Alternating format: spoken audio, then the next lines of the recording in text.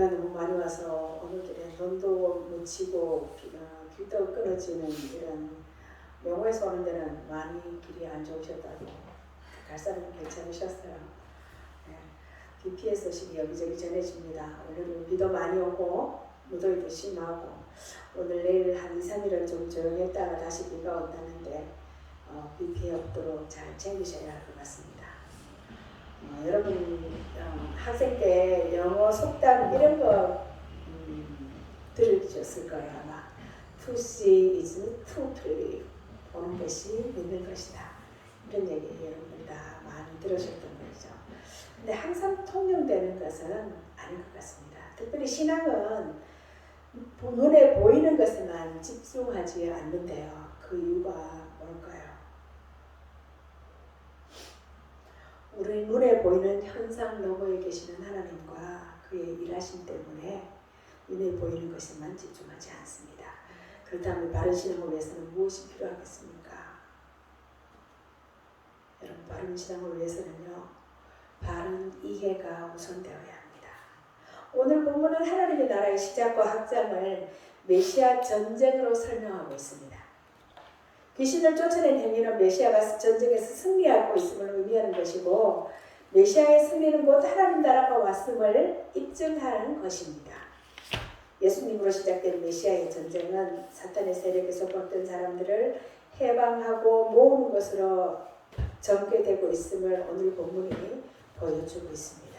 여러분, 하나님 나라에 대한 예수님의 사역을 바르게 이해하는 것이 바른 신앙을 결정합니다. 예수님의 사역의 핵심은 무엇이고 어떻게 반응해야 되는가? 이것이 오늘 본문이 우리에게 주는 핵심 질문입니다. 11절에서 16절 말씀은 귀신을 쫓아낸 예수님에 대한 사람들의 반응이 나오죠. 예수님이 말을 못하게 하는 귀신을 쫓아내고 치유하자 무리가 깜짝 놀랍니다. 사람들은 예수님이 귀신을 쫓아낸 그 능력을 부정하는 것이 아니라 그 능력이 어디서 왔는지 능력의 출처에 관심을 두죠. 우리가 여기서 한번 생각해 보아야 할 것은요, 예수님이 왜 이 땅에 오셨는가입니다. 예수님이 이 땅에 오신 것은 귀신을 물리치려고 귀신을 쫓아내주려고 오신 것이 아니라는 거죠. 예수님 사역의 핵심이 각종 많은 사람들을 치유하는 것이 아니라는 겁니다.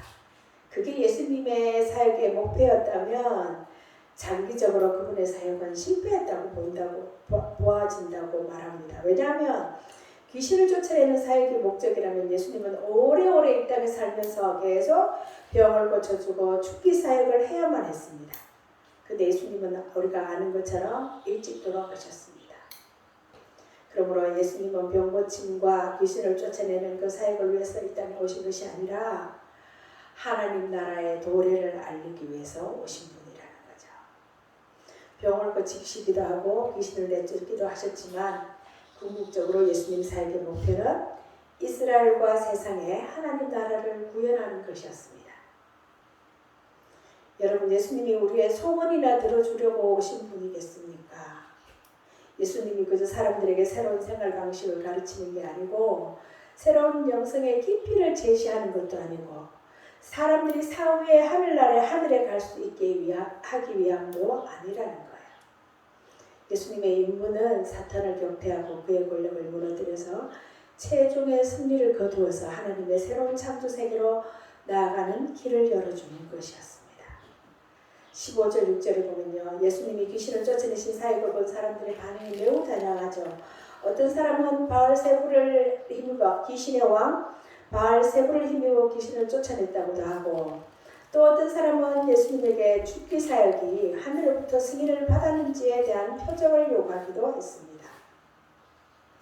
17절에 보면 예수님은 그들의 생각을 아셨다고 했습니다. 17절에 예수께서 그들의 생각을 아시고 이르시되, 여러분, 이 표현은요, 예수님의 초자연적인 능력을 드러내는 동시에 대적하는 사람들의 의도가 악하다는 것을 보여줍니다. 사람들의 숨거림, 사람들의 마음의 의도를 예수님이 아셨다는 것은 예수님의 초자연적인 능력을 드러내는 동시에 사람들의 의도가 악하다는 것을 보여준다는 거예요.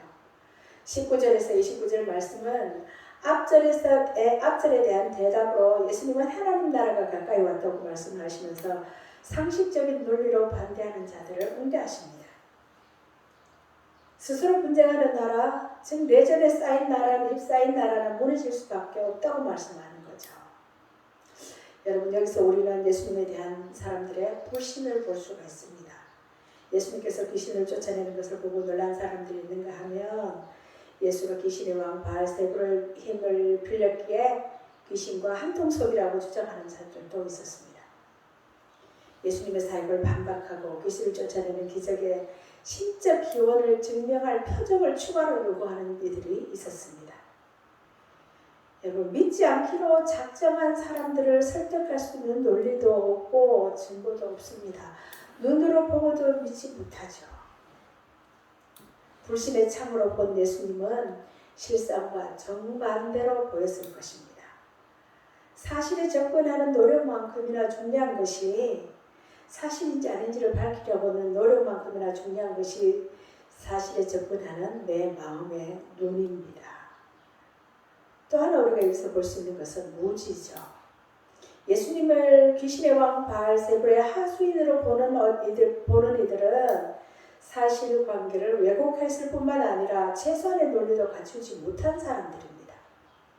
귀신은 사탄의 목적을 위해서 일하는 하수인들인데요. 귀신을 쫓아내면 스스로 자기 세력을 약화시키고 자기 나라를 파괴하게 되는 일인데 사탄이 자기 부하들을 쫓아내서 스스로 몰락의 길을 갈 이유가 없다고 말씀하시는 거죠. 예수님이 귀신을 쫓아내신 일은 하나님 나라가 사탄의 나라를 습격한 사건이고 더 강한 자가 약한 자를 결박해서 꼼짝 못하게 하고서 벌인 일입니다.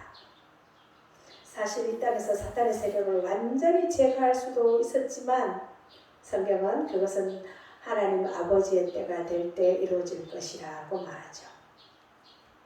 흥미롭게도 당시에 너희의 아들들 곧 유대인들도 귀신을 쫓아냈습니다. 19절에 보면 내가 바알세불을 힘입어 귀신을 쫓아내는 것이면 너희 아들들은 누구를 힘입어 쫓아내느냐? 그러므로 그들이 너희 재판관이 되리라. 이 말씀은요, 그 당시 귀신을 쫓아내는 유대인들이 있었는데 그러면 이들도 바알세불의 힘을 빌렸는 것이냐 하고 묻는 거죠.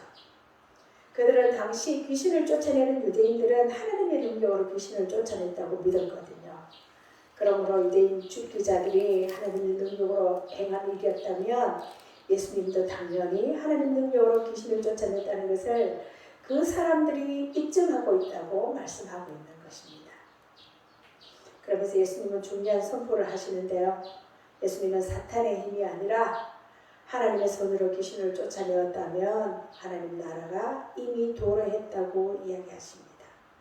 예수님의 모든 사역은 하나님 나라를 이 땅에 임하게 하기 위함이셨죠.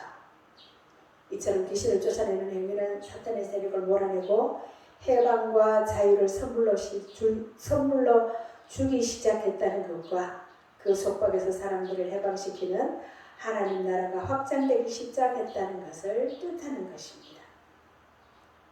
예수님은 겸손하고 낮은 자의 모습으로 사람을 섬기고 하나님 나라의 윤리를 가르치셨지만 사탄의 세력을 무너뜨리는 능력을 행하시는 하나님이십니다. 그러므로 예수님은 우리가 험한 세상에서 절대적으로 의존해야 하는 분이고 순종해야 하는 분이라는 것입니다. 여러분의 날마다의 고백에서 예수님은 어떤 분이십니까? 여러분, 예수님을 어떤 분으로 고백하고 계십니까? 21절에서 26절은 예수님과 사탄의 전쟁에 대한 말씀인데요. 하나님 나라의 도래와 확장을 예수님과 사탄의 충돌의 그림으로 설명하고 있습니다. 예수님은 사탄의 나라가 무너지고 하나님 나라가 시작된 것을 군사적인 언어로 설명하고 계시는데요. 강한 자가 완전 무장한 상태로 자기 집을 지켜야 안전하다. 그러나 더 강한 자가 와서 집을 지키는 자를 굴복시키면 무장도 빼앗기고 재물도 전리품이 되고 만다. 강한 자는 사탄이고 더 강한 자는 예수님. 예수님이 공격하는 대상은 강한 자의 사탄입니다. 전리품은 사탄의 통치 아래 있는 사람들. 사탄이 지키고 있는 집의 소유물은 사탄의 통치 아래 있는 사람들을 말합니다.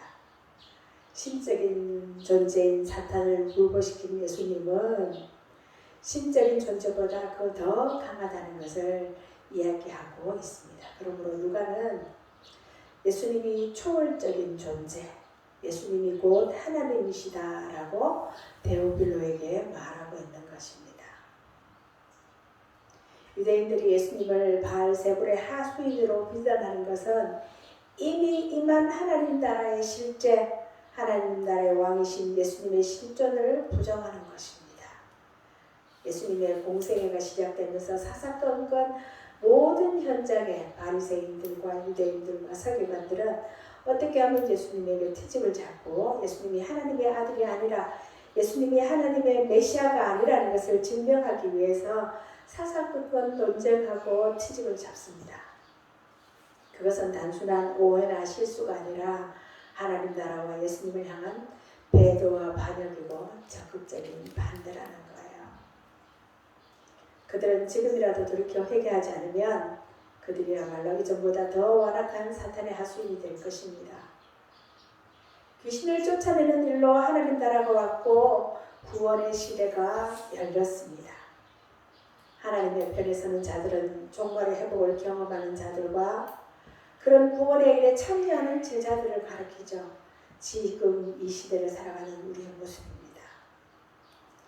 예수님은 사람들에게 어떤 편에 설 것인지 선택하라고 하십니다. 예수님을 따르든지 사탄을 따르든지. 그리고 예수님은 이어서 더 강한 자의 편에 굳게 서지 않을 때 일어날 비극에 대해서 이야기하시는데요. 더러운 귀신이 사람에게서 쫓겨나서 물이 없는 곳을 찾다가 그런 곳을 발견하지 못하고 다시 쫓겨난 집으로 돌아갈 결심을 합니다. 가서 보니 나왔던 집이 깨끗이 청소되고 고쳐져 있어요. 귀신들은 자기보다 더 악한 귀신 7을 데리고 그 집으로 들어갔고 예전보다 더 악화되고 말았다고 이야기합니다. 오늘 말씀은요, 예수님이 예루살렘으로 입성하기 전에 하신 말씀입니다.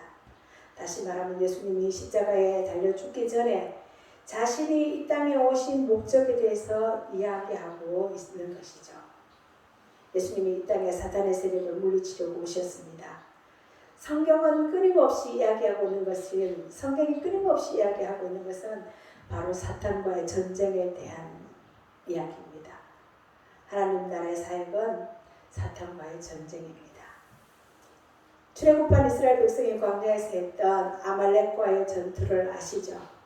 싸움의 현장에 있던 칼을 들고 싸웠던 여호수아와 산 위에서 두 손을 들고 기도하던 모세, 아론과 홀이 모세의 손을 떠받치고 승리한 전쟁입니다. 여러분, 믿음은 보이는 것에만 집중하지 않고 현상 너머에 계시는 하나님과 그분의 일하심을 보는 것입니다. 우리가 바른 신앙을 위해서 주의를 기울여야 할 것이 있습니다. 먼저는 편견을 조심해야 합니다. 바리새인들은 예수님의 기적을 귀신의 왕을 힘입어 행한 것이라고 말했습니다. 그것은 그 예수가 절대로 메시아가 아닐 것이라는 편견 때문이죠. 편견과 선입견은 사실을 왜곡하고 항상 이면의 의미를 아주 민수격으로 해석하게 됩니다. 여러분, 누가 이걸 잘합니까? 이단들이 잘해요. 바른 신앙을 위해서는 우리 자신의 편견을 점검하는 것이 필요합니다. 다음으로는 예수님의 사역과 하나님 나라의 연관성을 이해해야 된다는 거죠. 바리새인의 질문에 대해 예수님이 자기 사역을 소개합니다. 바리새인들은 예수님이 귀신을 쫓아낸 것을 반대하고 거부하는 것이 아니라 그 능력이 어디서 왔는지 그 출처를 지금 질문하고 있는 거잖아요. 예수님의 사역은 하나님을 반역하는 세상 통치자 사탄을 붙잡고 그 밑에서 고통당하는 이들을 건져내서 하나님의 통치, 하나님의 나라로 옮기는 것입니다. 그래서 바른 신앙은 바른 진리 내용에 근거합니다. 방향이 바르지 않고 정확하게, 그래서 속도보다 방향이다 그러죠. 정확하게 알지 않고 마구 달리면 다른 데 간다는 거예요. 우리는 하나님 나라를 중심으로 한 복음과 구원의 진리를 바로 알아야 합니다. 하나님 나라를 중심으로 한 복음과 구원의 진리가 뭐겠습니까? 그냥 말하면 이것은 하나님이 누군지, 예수님이 누군지, 성령이 누군지 바르게 알아야 한다는 말과 같습니다. 바른 지금 이런 논쟁이 일어난 것은 그들은 하나님을 제대로 알지 못했습니다. 예수가 누군지 하나님이 보신 그 메시아, 보내신 메시아를 알지 못했던 것이죠. 예수님의 기적과 여러 설명으로 예수님은 자기가 이런 병 고침과 여러 가지 기적과 여러 가지 설명으로 자기 사역과 하나님 나라를 소개하고 있습니다.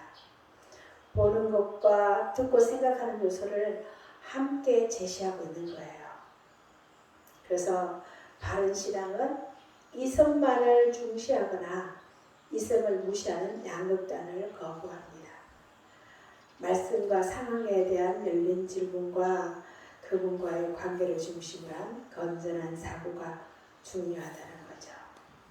눈에 보이는 기적만이 아니라 또 머릿속으로 생각하는 이성만이 아니라 그 모든 것이 합해서 우리가 하나님을 알게 합니다. 신앙은요, 은혜의 요소가 많지만 저절로 얻어지지는 않습니다. 말씀으로 자신을 점검하고 편견을 넘어 진리의 바다에 자기의 생각과 결정을 던지는 과정이 필요하다는 거예요. 그 과정의 핵심은 주님과 하나님과의 관계입니다. 오늘의 신앙에 멈추지 말고, 지금 이 자리에서 멈추지 말고 영원한 주님을 더 깊이 알아가는 추구를 멈추지 말아야 한다는 거죠. 어떻게 해요? 말씀을 읽고 묵상하는 일을 통해서요. 매일 성경 7을 8월로가 새로 나왔습니다. 가져가셔서 꾸준히 읽고 묵상하시기 바랍니다. 예수님이 죽으시고 부활하신 이후에 제자들에게 성령이 오셨습니다. 이제 그들은 증인 공동체로 발돋움합니다. 그리고 그들이 배우고 듣고 했던 것을 다시 생각나게 해줬죠. 책을 읽다가 이런 글을 읽었습니다. 보지는 못했지만 지저스 크라이스트라는 뮤지컬에 이런 가사가 나온다. 은퇴한 후에는 복음서나 써야지. 정말 무슨 가사인데 복음서는 그렇게 쓰여진 것이 아니라는 것이다. 제자들이 예수님 승천 이후 그분의 가르치신 것들을 하나하나 추억하며 곱씹으며 써내려간 책이다. 그리고 성령님은 그 내용을 가지고 다시 그들을 깨우치고 눈을 열어주시면서 그들을 실제로 이끌어 가셨다.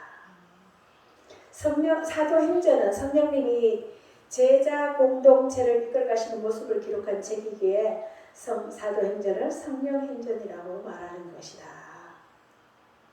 사도행전은 메시아이신 예수님의 가르침에 근거해서 성령을 따라 행하는 초대 증인 공동체 이야기입니다.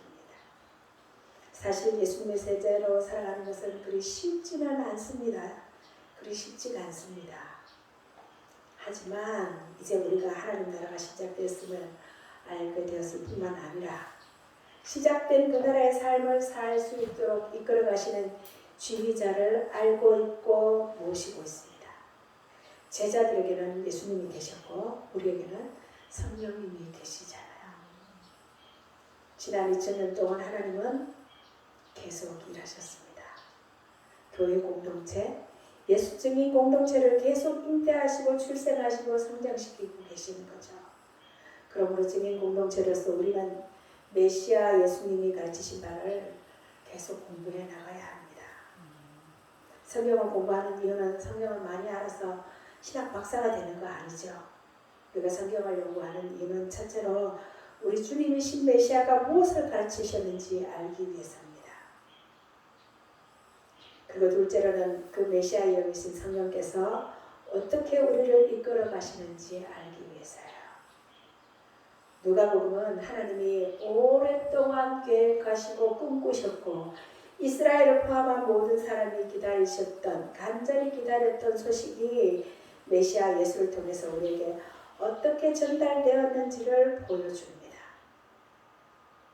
새로운 시대를 시작하신 메시아는 자신을 따르는 자들이 온전한 회심에 이를 때까지 그들에게 자신을 보여주시고 가르쳐주시고 결국 십자가에 죽으시고 부활하셔서 새로운 공동체를 세우시고 새로운 지휘자인 성령을 보내셨습니다. 누가복음 이전에도 누가복음에서도 그 이어서 사도행전에서도 그리고 그 이후 우리 인류 역사 속에서도 하나님은 쉬지 않고 일하십니다. 우리가 바르게 이해해야 할 것은 메시아이신 예수님이 오신 것은 그것이 우리 앞에 밝히 드러났고 우리가 고백하고 믿음으로 믿고 신뢰하고 그분의 죽으심과 부활이 우리 앞에 선언하며 그분이 시작하신 하나님 나라 공동체가 지난 2000년 동안 온갖 박해와 유혹 속에서도 계승되어 오늘 우리에게 이르렀고 우리가 그 공동체 안에 있습니다.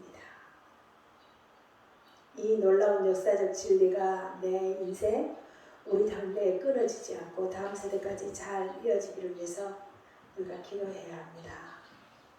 여러분 지금 세상이 교회가 위기를 말하고 있죠. 참 좋은 것들은 많은데 이런 태풍이 오고 이럴 때 하는 말이 있습니다. 홍수 시대에 홍수에 마실 물이 없다. 물은 이렇게 많은데요. 위기의 시대에 진정 필요한 것은 복음입니다. 엄격히 말해서 말씀이 실제가 된 복음의 사람이 필요하다는 거죠. 이 복음을 삶으로 증명해내는 사람이 필요하다는 겁니다. 여러분 우리가 예수 믿고 구원받았다는 것은 하나님 나라 백성이 된다는 뜻이고 내가 너희 하나님인 줄 알리라 내가 너희 하나님 여호와인 줄 알리라고 말씀하신 그분을 안다는 뜻이고 그것은 내가 왕으로 살던 내 왕의 보좌에서 내려와서 말씀으로 나에게 말을 걸으신 하나님께 내 인생의 주도권과 소유권을 이양하고 아멘으로 화답하고 순종함으로써 그분의 다스림을 받는 백성이 된다는 뜻입니다. 여러 번 말씀드렸어요. 성경은 지적 동의에 그치는 신앙의 위태로움과 감정과 지식만 있고 행함이 없는 신앙의 공허함을 경계합니다.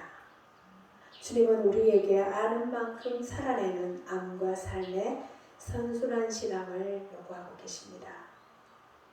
부단한 실천과 순종으로 흔들지 않은 믿음의 집을 지어가는 최후의 승리를 위해 전진하는 우리 전국교회 성도들이 되시기를 간절히 바랍니다.